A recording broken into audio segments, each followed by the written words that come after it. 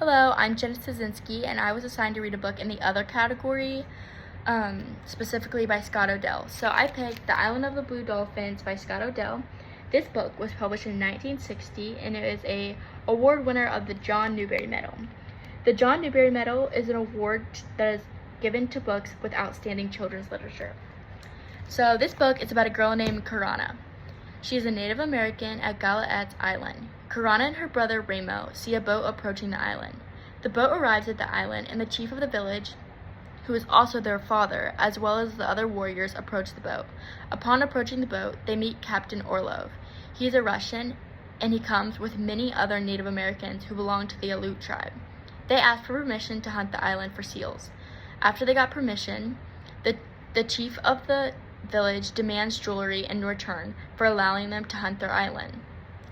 The hunters disagree with this. This causes a huge fight to break out. The Aleuts escape, none of them being hurt, but leaves many of the Galaat members being killed and hurt. The chief of the Galaats was killed. A new chief named Kamiki is selected and makes the choice for him and his people to leave the island. He believes that the island is no longer safe for them to live on. He sets off on ship to find a new location for his tribe to move to. One day, a ship sails to Galaat. It carries a group of white men who say that they were sent by Kamiki to take the islanders away. The villagers need to board the ship very quickly before the ship runs into the rocks on the island.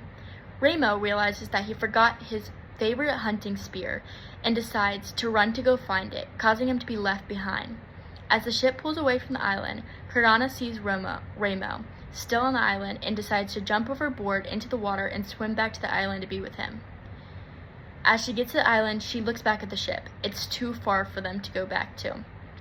So, Karana and Ramo spend their days hunting and supplying for themselves, when one day, Karana finds that Ramo had been attacked and had died by the wild dogs.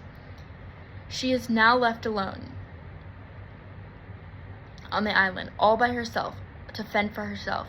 She watches every day, hoping that the ship will return to pick her up.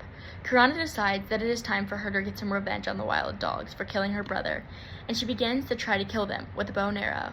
She starts a fire in the cave, and as the dogs come out, she shoots them one by one with her bow and arrow. She kills many of the dogs, but she cannot seem to kill the leader, who she has only hurt.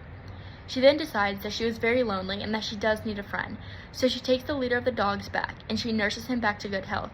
She names him Rantaura, and they become best friends. One day, the Aleuts, who had killed so many of Karana's family and friends, returned to Galaat for another hunting trip. An Aleut girl discovers Karana, and although Karana was very skeptical of her, they quickly became best friends. When it's time for the girl to leave, they exchange many gifts. Finally, a white man arrives. She thinks, "At last, I'll be reunited with my tribe and my family." The white men get off the ship. They go up to her and bear the bad news that the first ship that picked up everyone from the island had never made it to their destination. They had gotten stuck in a very bad storm, and they had sunk on their way. Karana is deeply saddened with this information, and later decides to leave with the white men and go back to their land to continue a life with them. So, this book is definitely less TCP. The illustrations are not cartoonish. Let's see. So, as you can see in this picture right here, this is when she gets the jewelry from her friend, and that's her with her dog. And as you can see, it's very realistic looking. It's not really cartoonish at all. So yeah, they're very realistic, and the protagonist is not white. The tone is very realistic. There's not really any representation of middle class. There's not low-stake conflicts, as many of the conflicts end in death, which also means that violence is not absent. There's a lot of violence in this book. And lastly, the ending is not necessarily happy because Karana finds out that all of her tribe had died in the ship's sinking. So, although there are a few things that make this a little bit TCP, like there's many bright colors in the illustrations. So, like in this book, you can see like the flowers on her head, and you know, all the colors and the flowers around her dog. And in this picture, you can see her like building a fort for herself, and there's a lot of pinks and bright colors. The visual text mirrors the written text. That is for sure present because this is an illustration of her brother dying, and you can see that's the head of all of the dogs, and then there's the rest of them, and you can see her picking up her brother as he just got attacked by the dogs. And the text is separate from the illustration. That is also present because, as you can see, in all the pages, text, illustration, they're separate.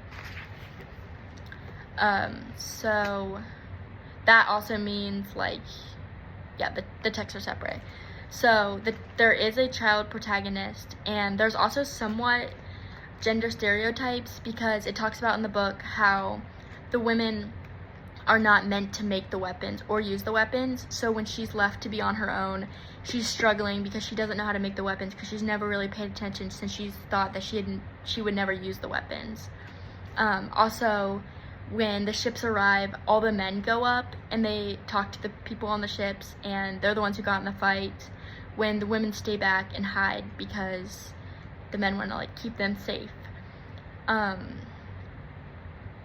So yeah, there's definitely gender stereotypes within this book.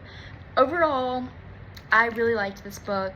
I thought it was super interesting, and because it isn't very TCP, it was just kind of like unlike any other book that I've read. Yeah, I thought it was really great. The illustrations were really amazing. Like, let me show one I haven't showed. Like, this one was kind of interesting because this is her, and she's looking up on the banks where all of her, like the village has died. So it's just like skeletons. So it's showing like, that's like a representation of everyone who had died. And like, this one I thought was pretty cool. It's like waves coming up, and yeah. So yeah, that is my book review.